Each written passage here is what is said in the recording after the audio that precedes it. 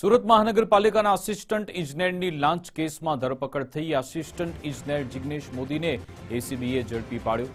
ઉધના ઝોનના જિગ્નેશ મોદીની 45,000ની લાંચ કેસમાં ધરપકડ થઈ। ડ્રેનેજ પાણીની લાઇનની કામગીરીના બિલ મંજૂર કરવા લાંચ માંગી હતી।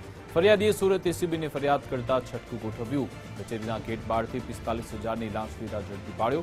આરોપી અગાઉ પણ 15,000ની લાંચ કેસમાં ઝડપાયો હતો। લાંચિયા અધિકારીની અપ્રમાણસર મિલકતની તપાસ કરાશે। એસીબી દ્વારા લાંચિયા અધિકારીના રિમાન્ડ મેળવવા તજવીજ હાથ ધરાઈ છે। ઝોનમાં ફરજ બજાવતા આસિસ્ટન્ટ ઇજનેર જિગ્નેશ મોદી જેઓએ ફરિયાદીને પોતાનું પાણી અને ગટરના જોડાણનું જે કામ હતું એના અવેજ પેટે 45,000 રૂપિયાની લાંચની માગણી કરેલી।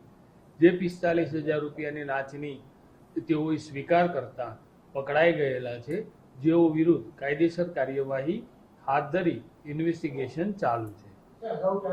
આ જિગ્નેશ મોદી અગાઉ 2021માં પણ જ્યારે રાંદેર ઝોનમાં ફરજ બજાવતા હતા એ દરમિયાન પણ 15,000 રૂપિયાની લાંચની માગણીમાં અને એ સ્વીકારમાં પકડાયેલા છે।